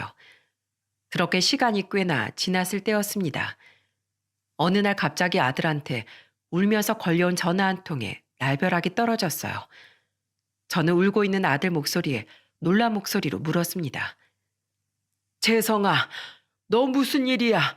어디가 더 아픈 거야? 아버지, 지금 집으로 좀 와주실 수 있으세요? 왜? 무슨 일이야? 아내가 바람을 피고 있는 것 같아요. 정말 살고 싶지가 않아요. 저 영상으로도 다 찍어놨어요. 우선 진정해라. 너 아직 환자야. 흥분하지 말고 이 애비가 내일 감아. 아무것도 하지 마. 흥분한 아들을 겨우 진정시키면서 말했어요. 그리고 다음 날 저는 아들의 말에 깜짝 놀라서 천안으로 갔습니다. 우선 아내가 놀랄 것 같아서 저는 혼자서 천안으로 갔습니다. 아들 집에 오랜만에 가보니까 집은 엉망이었어요. 그동안 며느리는 저와 아내가 집에 간다고 하면 늘 이렇게 말했거든요. 애들 봐주시는 것도 힘드실 텐데 안 오셔도 괜찮아요. 남편은 제가 잘 보살피고 있어요. 그러니까 아무 걱정 마시고 잘 계세요. 며느리는 그때 늘 괜찮다면서 저희가 집에 오는 걸 마다했어요. 그래서 저와 아내는 며느리가 어련히 알아서 잘하고 있겠거니 했어요. 손자들도 시골로 데려와서 봐주고 있으니까 당연히 잘하고 있을 거라고 믿은 겁니다. 그런데 아들 집에 가보니까 모든 게 엉망이었던 거예요. 저는 힘없이 주저앉아 있는 아들한테 가서 물었습니다. 이게 무슨 일이야? 집안 꼴이 이게 뭐야? 아버지, 다 틀렸어요. 그 사람 바람났어요. 제 인생은 다 망했어요. 대체 무슨 일이 있었던 거야? 이 애비한테 어서 말해봐. 한참을 울던 아들이 저한테 털어놓은 사실은 충격적이었어요. 아들이 처음 알게 된 건 몇 달 전 약을 먹고 잠이 들었을 때였다고 했어요. 깊은 잠에 들었다가 잠에서 깰 무렵 아들은 반쯤 열린 방문 밖에서 며느리가 누군가 통화하고 있는 소리를 들었다고 했습니다. 모르겠어. 아직 남편은 몰라. 우리 사이 밝혀지면 어떻게 될까? 파장이 꽤나 크겠지? 지금 이대로 계속 만나도 될까? 이러다가 들통나면 우리 다 죽을 것 같은데. 아, 진짜 나도 미쳤나 봐. 어쩌다 당신을 좋아해서 이렇게 됐는지 모르겠어. 우리 집엔 또 언제 와? 자주 좀 와. 밖에는 학부모들 보는 눈도 많다며. 그때 아들은 며느리의 수상한 통화를 듣고 집에서 다른 일이 벌어지고 있다는 걸 눈치챈 겁니다. 며느리가 했던 말을 대충 유추해보면 느낌이 가는 사람은 고향 친구였던 민식이라는 친구뿐이었다고 했어요. 정말 이게 말이 되는 일입니까? 서로 집안의 숟가락 개수까지 아는 사이에 이게 말이 됩니까? 그래서 아들은 며느리의 뒤를 캐보려고 집안에 CCTV를 설치하게 된 겁니다. 그리고 카메라에 담긴 영상은 정말 충격적이었어요. 저는 아들이 보여준 영상을 제 두 눈으로 보고도 믿을 수가 없더라고요. 그 영상에는 정말로 민식이와 며느리가 거실에 나란히 앉아있는 모습이 담겨 있었어요. 그걸 보고 정말 기절하는 줄 알았습니다. 그때 아들이 울면서 저를 보며 말했어요. 아버지, 보이세요? 이런 여자였어요. 저 이때 약 먹고 힘들어서 잠 좀 잔다고 했더니 둘이 저러고 있었다고요. 내가 버젓이 안방에서 자고 있는데 저 사람 우리 집 거실에서 민식이랑 팔짱을 끼고 영화를 보고 있었다고요. 저는 울부짖는 아들의 말에 가슴이 갈기갈기 찢겨나가는 것 같았어요. 그리고 영상에서는 며느리가 수시로 안방을 살펴보면서 아들이 깼는지 확인하는 모습도 있었습니다. 심지어는 아들이 먹지 못하는 음식까지 둘이 만들어 먹고 있더라고요. 아들은 또다시 가슴을 치고 울면서 저한테 말했습니다. 저는 건강도 잃고 가족도 잃었어요. 제가 이제 무슨 희망으로 살아요? 네? 이놈아, 그게 애비한테 할 소리야? 저런 인간들 때문에 못 살겠다니. 대장암 3기면 생존율이 50%밖에 안 되는 건 너도 알잖아. 그런 너 살리겠다고 나랑 네 엄마가 무슨 노력을 하고 있는데. 일단 진정해라. 이 애비가 도와주마. 차라리 우리 복수를 하자. 암세포만도 못한 거 도려내고 네 인생 새로 살자고. 세상을 포기한 듯 우는 아들을 보면서 저는 지푸라기라도 붙잡듯 애원하며 말했습니다. 그러자 한참을 울던 아들이 침착하게 말했어요. 저 복수할래요. 제대로 복수해서 우리 애들 제가 책임질 거예요. 그래, 그래야지. 네 애들 생각도 해야지. 저는 그렇게 아들을 다독이면서 힘을 북돋았습니다. 그리고 저는 며느리한테 전화해서 당장 집으로 오라고 했어요. 그러자 며느리는 놀란 얼굴로 집에 들어오더니 저를 보며 묻더군요. 아버님, 여기 무슨 일로 오셨어요? 내가 못 올 곳이라도 왔니? 집골이 이게 뭐야? 제가 며칠 좀 바빴어요. 오시기 전에 전화라도 주시지 그러셨어요. 왜? 뭐 숨겨야 될 거라도 있냐? 왜 내가 미리 말을 하고 와야 되는 거냐? 숨기다뇨. 매일 이 사람만 보고 사는데 제가 숨기는 게 뭐가 있겠어요? 나한테 숨기는 게 없다고 했지? 확실해? 정말 하나도 없어? 네, 없어요. 그런데 왜 그러세요? 재성아, 꺼내봐라. 저는 아들한테 CCTV 영상을 꺼내보라고 했어요. 그리고 아들은 노트북에 USB를 연결해서 그동안 녹화된 며느리의 이중 생활을 낱낱이 보여줬습니다. 두 눈으로 그 영상을 본 며느리가 입을 틀어막으면서 아들을 보고 놀란 목소리로 소리쳤어요. 여보, 알고 있었어? 그동안 다 알고 있었던 거야? 언제부터? 지금 그게 중요해? 언제부터 알았는지가 왜 중요해? 결국 당신은 집안 내팽개쳐두고 바람핀 여자야. 아무리 내가 아파져서 못났어도 그렇지. 당신이 어떻게 나한테 그럴 수가 있어? 여보, 그게 아니라 내가 설명할게. 오해야. 오해? 저 영상을 보고도 그런 싸구려 변명이 나와? 당신 애가 둘이나 있는 여자야. 그런데 가정도 있는 여자가 어떻게 내 친구랑 놀아나? 내가 금방 죽을 줄 알았어? 그래서 바람핀 거야? 나도 죄책감 많이 들었어. 근데 나도 사람이야. 당신 같았으면 암투병하는 배우자 제정신으로 견뎌냈을 것 같아? 지난 시간 동안 당신 뒷감당하면서 나도 힘들어서 그랬어. 나도 위로받고 싶고 기대고 싶은데 당신은 맨날 죽을 상을 하고 있는데 내가 안 지치겠냐고. 왜 내가 힘들었던 거 모르는 척 하는데 당신이 내 입장 돼봤어? 당신이 이러니까 내가 힘들 때 민식 씨한테 기댄 거잖아. 힘들었다고? 넌 힘들면 그럼 바람피냐? 지금 그걸 변명이라고 하는 거야? 진짜 둘 다 제정신이 아니야. 어떻게 나랑 제일 가까운 사람들이 나한테 이럴 수가 있어? 어떻게? 여보 미안해. 진정해. 이거 잠깐 스치는 바람이야. 잠깐만 기댄 거야. 아니, 다 필요 없어. 이제 다 끝났어. 내 인생도 가족도 다 끝났다고. 네가 다 버린 거야. 네가 내 인생을 시궁창에 던져버린 거야. 이희진, 내가 꼭 복수해 줄게. 네 인생도 내가 시궁창에 확 던져버릴 거야. 옆에서 지켜보던 저는 아들이 점점 흥분하는 모습을 보고 아들을 안아주면서 달랬어요. 재성아, 그만해라. 너 이러다 정말 큰일 나. 제발 진정해. 아들을 진정시켜 놓고 저는 며느리를 보면서 물었습니다. 그래서 넌 앞으로 어떻게 할 셈이야? 헤어질 거야 말 거야? 죄송해요. 지금 당장은 헤어지지 못할 것 같아요. 뭐? 우리 아들하고 이혼하고 싶지 않다고? 대체 무슨 생각으로 그러는 거야? 네 선택이 뭐야? 둘 중 누굴 선택하겠다는 거냐? 저 그 사람한테 위로 많이 받았어요. 이렇게 헤어질 수가 없어요. 너 민식이 그놈이 가정 있는 거 알지?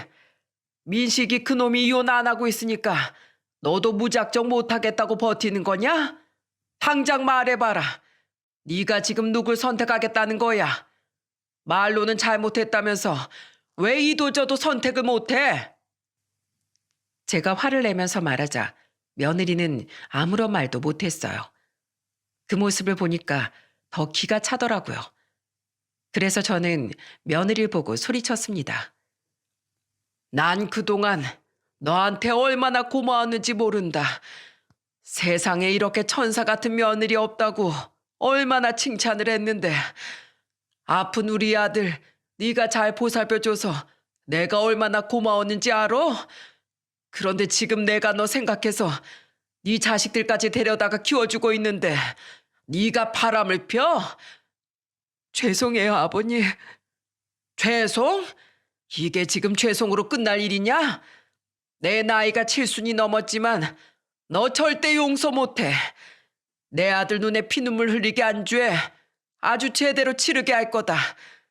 그리고 지금 민식이 이쪽으로 오고 있으니까 너 당장 나가. 아버님, 제가 갈 곳이 어딨어요. 그리고 저랑 해결하시지 왜 그 사람을 부르세요? 우리 아들 가정 파탄 낸 놈 부르지도 못해? 넌 넘지 말아야 할 선을 넘은 거야. 알어? 그동안 널 믿어준 가족들 등에 네가 칼 꽂은 거라고. 당장 나가. 난 네 눈물도 보기 싫어. 당장 눈앞에서 사라져. 양심이 있으면 순순히 나가.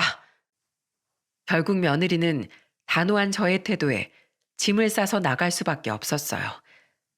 사실 민식이가 오고 있다는 말은 미끼였습니다. 우선 며느리를 쫓아내고 한 놈씩 짓밟으려는 전략이었어요. 그렇게 아들은 민식이한테 영상을 전송해버렸어요. 그때부터 아들도 복수하고 싶다는 갈망뿐이었습니다. 그 순간 아들 얼굴을 보면서 저는 하염없이 울면서 말했어요. 우리 아들 이제 겨우 경과가 좋다는 말 들었는데 이게 무슨 날벼락이야. 저 이대로 안 무너져요. 그동안 항암 치료 받으면서 이거보다 더한 것도 이겨냈어요. 이젠 제가 용서 못해요. 날 이렇게 농락한 죄, 내 인생을 바닥으로 만든 그놈 더 이상 용서 못해요. 그 순간 아들이 보낸 영상을 본 민식이 놈이 아들한테 전화를 걸어왔더라고요. 재성아, 이거 오해야. 내가 설명할게. 니들 둘은 짰니? 들키면 오해라고 변명하기로 한 거야? 곧 네 학교 점심시간이지? 내가 학교로 갈 테니까 만나서 해명해. 그렇게 아들은 선전포고하고 그놈 학교로 갔어요. 저는 그런 아들 뒤를 따라갔습니다. 그리고 아들은 저한테 미리 둘이 대화하는 상황을 영상으로 몰래 찍어달라고 말했어요. 그렇게 암묵적인 둘만의 약속까지 하고 학교에 도착하자 그놈이 고개를 숙이면서 나왔습니다. 그리고 아들을 보자마자 미안한 목소리로 말하더군요. 내가 죽일 놈이야. 내가 다 잘못했어. 진짜 미안하다. 나 바로 헤어질게. 너도 알잖아. 나도 가정이 있는데 어떻게 가정을 버릴 수가 있겠어. 그냥 잠깐 만났을 뿐이야. 가정이 있는 놈이 그런 짓을 해? 넌 한 번 깨진 그릇이 다시 붙을 거라고 생각하냐? 넌 나를 기만했어. 여기 학교야. 소리 지르면 어떡해. 누가 보면 어떡하라고. 애들도 있는 곳에서 그러고 싶어? 넌 그럼 우리 집 거실에서 바람 피고 싶었어? 그렇게 때와 장소를 가릴 줄 아는 놈이 오줌 못 가리는 개처럼 그런 짓을 해? 아들이 화를 내면서 언성을 높이니까 그놈은 안절부절하면서 아들 입을 막으려고 했어요. 저는 그 모습들을 다 놓치지 않고 찍고 있었습니다. 그때 그놈은 무릎을 꿇고 아들한테 애원하며 말했어요. 재성아, 내가 잘못했어. 난 내 가정 깨고 싶지 않아. 그러니까 제발 잠깐의 실수라고 생각하고 친구 잘못 눈 좀 감아줘. 나 바람핀 거 알면 끝장이야. 그리고 학교 소문이 얼마나 빠른데 여기서 이래. 나 이러다 잘리면 어떡하라고 그래. 밥줄까지 끊으려는 거야? 제발 학교는 찾아오지 말고 내가 돈이라도 줄게. 돈으로 우리 합의하자. 돈을 주겠다면서 애원하는 모습을 보니까 더 기가 막히더라고요. 하지만 아들은 돈 따위에 넘어갈 사람이 아니었습니다. 그 순간 아들은 그놈을 보며 당당하게 소리쳤어요. 내가 죽을 고비를 몇 번이나 넘겨보니까 사람이 돈이 중요한 게 아니더라고. 너 돈으로 목숨 살 수 있어? 그 돈으로 이미 깨진 내 가정 살려낼 수 있냐고. 난 너 같은 게 선생이랍시고 애들 가르치는 걸 못 봐. 널 보고 애들이 뭘 배우겠니? 뭐? 그게 무슨 소리야? 너 지금 무슨 짓을 하려는 거야? 지금 네가 네 입으로 지금까지 한 짓들 다 인정했어. 아버지, 다 찍으셨죠? 저는 아들이 저한테 하는 말에 큰 소리로 말했습니다. 그래, 아주 잘 지켰다. 비겁하게 애원하는 것까지 싹 다 찍었어. 도와주셔서 감사합니다. 우선 교무실로 가요. 아들이 저와 같이 교무실로 가려고 하자 그놈이 아들을 쫓아오면서 다급하게 말했어요. 뭐야, 지금 교무실을 왜 가? 나랑 얘기하자니까. 너 같은 놈이랑 무슨 얘기를 해? 비켜! 애원하는 그놈의 손을 뿌리치고 아들은 교무실 문을 열고 한 선생님을 보면서 소리쳤어요. 선생님, 죄송한데 여기 교장실이 어딥니까? 네? 교장실이요? 교장실은 저쪽인데요. 그런데 무슨 일로 오셨어요? 나중에 다 소문 날 거예요. 학교 점심시간이라 그런지 교무실에 선생님들이 많았어요. 그리고 아들이 교무실로 가자 선생님들이 웅성거리며 몰려들었습니다. 그러자 순식간에 학생들도 하나둘 몰리기 시작한 거죠. 아들은 전혀 아랑곳하지 않고 교무실로 들어갔어요. 그러자 교장 선생님이 아들을 보면서 놀란 목소리로 물었습니다. 여긴 어떻게 오셨습니까? 이 학교에 김민식 선생님을 고발하러 왔습니다. 저는 대장암 3기 환자입니다. 그런데 이 학교 선생인 김민식 선생님이 제 가정을 파탄냈어요. 이런 사람은 선생 자격도 없지 않습니까? 이런 사람이 아이들을 가르칠 자격이 있냐고요. 네? 그게 사실입니까? 이 USB에 영상이 다 있습니다. 제발 이런 파렴치한 인간이 신성한 학교에서 애들 가르치는 걸 막아주세요. 아들은 버럭버럭 소리치기도 했고 교장실 문이 열려 있어서 밖에 있던 선생님들이 모든 사실을 듣게 된 겁니다. 그리고 아들 목소리가 점점 커지니까 안절부절 못하던 그놈이 줄행랑을 친 거죠. 그때 주변이 웅성거리자 교장 선생님은 아들을 보며 다급하게 말했어요. 먼저 마음 추스르고 몸부터 생각하셔야죠.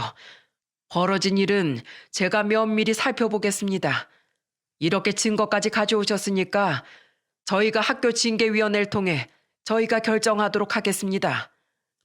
만약 제 가정을 파탄낸 사람 솜방망이 처벌하시면 저는 이 병든 몸으로 학교 앞에서 1인 시위라도 불사하겠습니다. 그러니까 명심하십시오. 그렇게 아들은 학교로 가서 모든 사실을 폭로하면서 모든 학교에 소문이 나버린 겁니다. 여러분, 그 뒤로 어떻게 됐을 것 같습니까? 정의는 승리한다는 말처럼 민식이란 놈은 학교에서 파면되고 말았어요. 중징계를 받고 결국 학교에서 쫓겨나게 된 겁니다. 그뿐인 줄 아십니까? 동창들이 다 모여있는 대화방에 친구 아내와 바람난 민식이 놈 이야기를 아들이 폭로한 거예요. 고향 친구들 사이에서 완전히 나쁜 놈이 된 그놈은 이런 욕을 먹고 있다고 했어요. 김민식 저는 완전 나쁜 놈이야. 어떻게 친구가 암에 걸렸는데 마누라를 빼서? 진짜 네가 그럴 줄 몰랐다 이 배신자야. 고향 친구끼리 이게 있을 수 있는 일이냐? 넌 고향에 오지도 마 임마. 얼마나 철면 피면 용서해달란 말을 해. 입이 2개라도 할 말이 없었어야지 나쁜 새끼야. 동창들 사이에서 완전히 나쁜 놈이 된 민식이 놈은 완전히 따돌림을 받게 됐어요. 그리고 아들은 가정 파탄범인 친구를 잘근잘근 밟아놓은 뒤 이혼 소송과 상간남 소송을 시작했습니다. 정말 작정이라도 한 듯 아들은 피해 복수를 하고 있었어요. 그리고 그놈도 결국 자기 아내한테 이혼을 당했고 며느리도 상간녀 소송을 당했다고 들었습니다. 상간 남녀 둘이서 한순간에 나락에 빠진 순간이었어요. 똑같은 놈들끼리 만나서 완전히 죗값을 톡톡하게 치르게 된 겁니다. 그렇게 아들은 위자료를 받아내면서 이혼을 할 수 있었어요. 그리고 전 며느리는 고향으로 내려갔습니다. 그 시간 동안 버텨준 아들이 그저 고마울 뿐이었어요. 그리고 아들은 치료에 전념하며 시간을 보내고 있었죠. 우선은 시골로 내려와 아이들과 같이 지내기로 했습니다. 공기 좋고 산 좋은 곳에서 잠시라도 요양하길 바란 거예요. 그런데 이혼 후 무슨 연락이 왔는지 아십니까? 바로 전 며느리가 울면서 저한테 전화를 한 겁니다. 아버님, 죄송해요. 차마 남편한테 전화할 수가 없었어요. 누가 네 아버님이야? 그리고 나한테도 이런 전화를 못했어야지. 이미 엎질러진 물이야. 끊어라. 용서해달란 말 아니에요. 애들이 너무 보고 싶어요. 죗값을 제가 받을 테니까 애들 좀 만나게 해주세요. 이제 와서 자식 생각을 해? 네가 그렇게 자식을 아끼는 마음이 있었으면 그런 짓을 하면 안 됐지. 죗값은 당연히 받아야 하는 거야. 그리고 앞으로 애들 생각해서 인생 떳떳하게 살아. 네가 한지 지금은 우리 손주들 상처받을까 봐 말 안 하고 있는데 한 번만 더 엄마로서 역할을 하지 못한다면 난 이 모든 사실을 밝힐 거야. 아버님, 그것만은 안 돼요. 제발요. 너 이혼하고 8개월 지났는데 양육비 한 푼도 안 주고 있지? 네 도리부터 다 하고 애들 만나게 해달라고 했어야지. 이런 식으로 네가 양육비 떼먹으면 난 국가 힘을 빌려서라도 받아낼 거야. 널 아주 탈탈 털어줄 거다. 그러니까 엄마로서 할 수 있는 일 하도록 해. 저는 그렇게 말하고 전화를 끊어버렸어요. 그리고 그 후로 전 며느리한테 따로 전화가 오는 일은 없었습니다. 하지만 오히려 그게 아들한테는 더 도움이 됐던 것 같아요. 대장암 3기, 생존율 50%를 뚫고 지금은 완치 판정을 기다리고 있거든요. 이만한 경사가 또 있겠습니까? 정말 긴 시간 아들은 어두운 터널을 걷는 것 같았다고 했어요. 100세 시대의 마흔이면 한창인데 암 판정을 받았는데 희망이 보였겠습니까? 그래서 저는 아들한테 다 이겨낸 만큼 앞으로는 더 희망찬 하루하루 살 수 있도록 바라고 있습니다. 지금은 손자들도 무럭무럭 잘 크고 있습니다. 아내도 그때는 전 며느리의 만행에 큰 충격을 받았지만 오히려 썩은 뿌리까지 잘라내고 사는 게 맞다면서 아들을 다독였어요. 이제는 가족들도 충격적인 사건은 과거에 묻어두려고 합니다. 그래도 제가 이렇게 사연을 보내게 된 이유는 하나예요. 제 아들 병마와 싸우면서 힘을 낼 수 있었던 이유는 가족에 대한 믿음과 사랑이었습니다. 막상 큰 병에 걸리고 나니까 돈이 있어도 생사는 하늘에 달려있다는 걸 알겠더라고요. 돈마저도 아무 가치 없게 느껴진 순간 아들을 잡아준 건 주변 가족들과 지인이었습니다. 그런데 이렇게 배신을 당하고 나니까 결국 자신을 지키는 건 스스로의 마음가짐이라는 걸 아들은 깨달은 것 같네요. 주변에 백날 첫날 좋은 소리 해줘도 본인의 마음가짐이 삐뚤어져 있다면 다 쓸모없더라고요. 그래서 저는 여러분들이 제 사연을 들으시고 새해에는 스스로에게 좋은 다짐을 해주면서 사셨으면 하는 마음에 보내게 됐습니다. 중요한 건 꺾이지 않는 마음이라고 하지 않습니까? 제 아들이 희망을 놓지 않았던 것처럼 여러분들께도 희망이 늘 함께하길 바라겠습니다. 감사합니다.